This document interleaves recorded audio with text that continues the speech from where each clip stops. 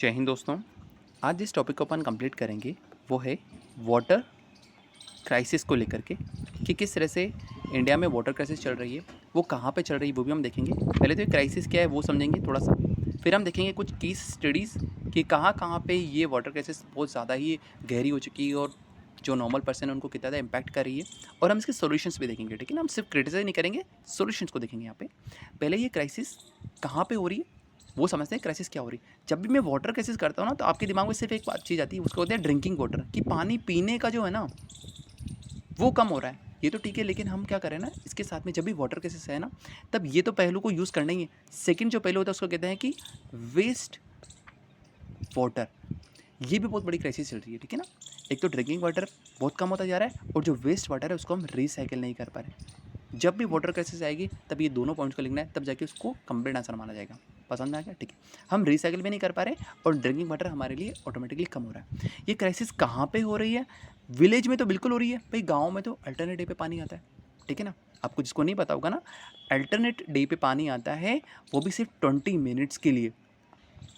ठीक है ना, जैसे कि आज पानी आया तो कल नहीं आएगा, परसों आएगा, और वो सिर्फ 20 मिनट के लिए आएगा। अगर आपने इस 20 मिनट के स्लॉट को मिस कर दिया ना तो फिर गए 2 दिन वापस अगर आपके। ठीक है, अर्बन में भी पानी की बहुत दिक्कत आ रही है। ठीक है ना, अगर पानी है तो वो क्लीन नहीं हो रहा कहीं कहीं पे।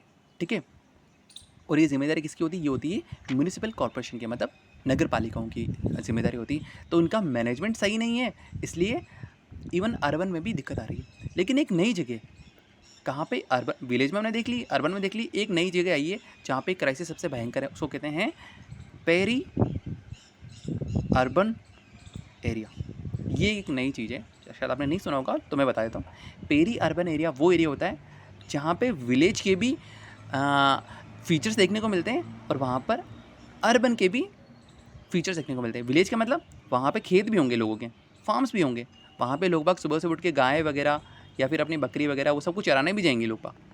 ठीक है ना, लेकिन वहाँ पे अर्बन की फीचर्स भी होंगे। अर्बन फीचर मतलब वहाँ पे छोटी छोटी फैक्ट्रियाँ भी होगी। कैसी फैक्ट्री होगी?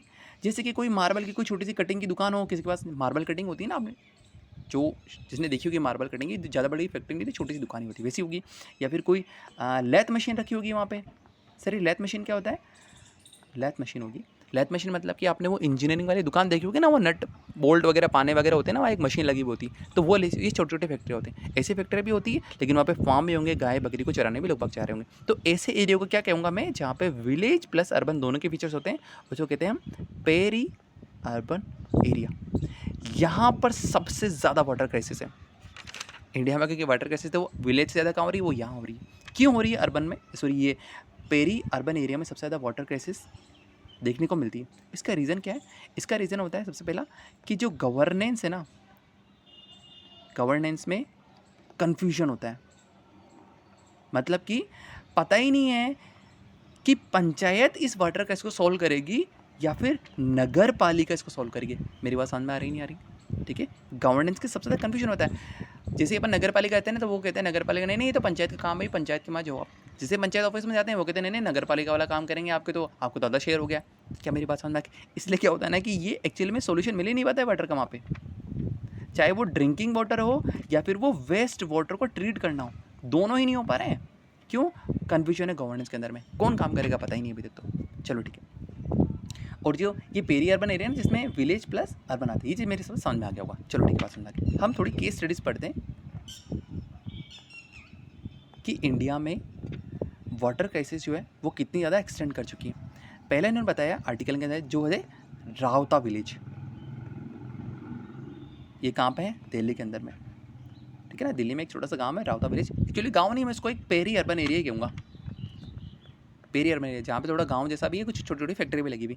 यहाँ पर पानी कैसा आता है? यहाँ पे पानी आता है अल्टरनेटिव पे, लेकिन ये तो फिर भी ठीक है, अल्टरनेटिव पे पानी आता है रात के अंदर रात में 2-3 बजे पानी आता है। अगर आपने सोते रह गए ना तो पानी गया आपका।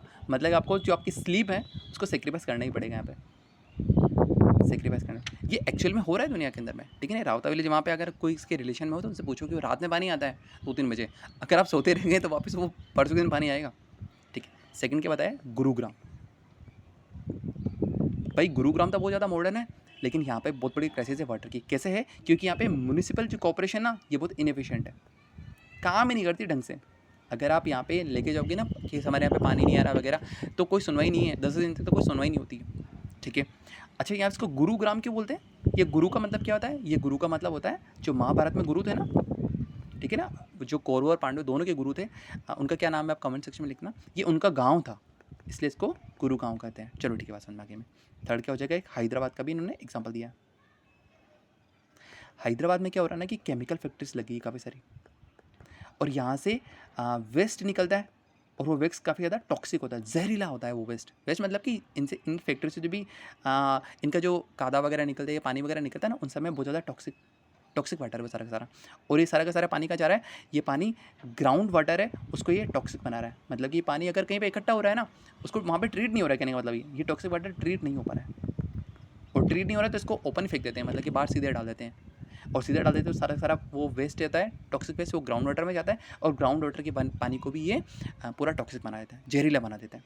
और चौथा क्या हो जाएगा? इन्होंने बिसलपुर डैम का दिया है, बिसलपुर डैम जो कि टोंक में आता है, ठीक है ना। ये एक नया करंट अफेयर अगर आपको नहीं बताता, मेरे तो घर के बहुत पास में, इसलिए हम तो जाते रहते हैं वहाँ पे।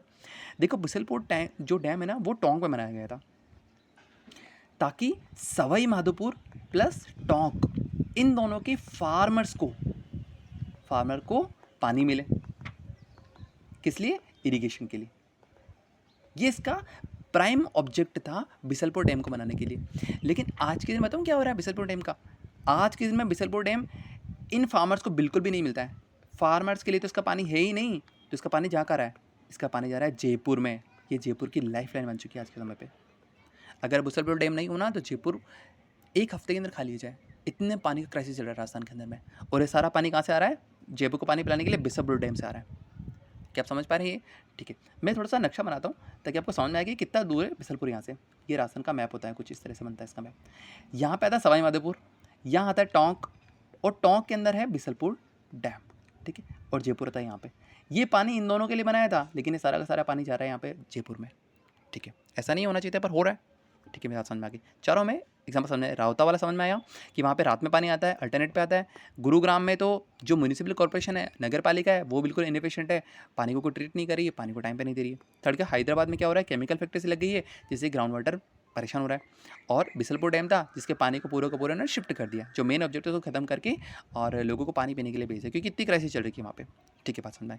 अब हम सारी की सारी है ना क्रिटिसाइज नहीं करेंगे, सोल्यूशन देने की कोशिश करते हैं कि अगर वाटर क्राइसिस चल रही है, अगर वाटर क्राइसिस है तो इसको हम इसका सोल्यूशन कैसे लेके आएँ, इसका हम पैनिशे कैसे करें, वो हम देखते हैं। यहाँ पे पहला सोल्यूशन होगा बेटर गवर्नेंस से। बेटर गवर्नेंस मतलब क्या होगा कि नई नई पंचायतें बनाओ यार। अगर आपसे काम नहीं हो रहा है तो नई पंचायत बना दो, और इस पंचायत को एम्पावर करो, इनको पावर दो कि आप ये जो वाटर वाले जो सिस्टम होता है ना, वाटर वाली जो भी कंप्लेन आ रही है उसको सॉल्व करो। इससे चीज़ें नॉर्मल से होगी, अदरवाइज बहुत डिफिकल्ट आती रहेगी। सेकंड क्या हो जाएगा, ये मैं पेरी अर्बन की बात कर रहा हूँ, ठीक है ना।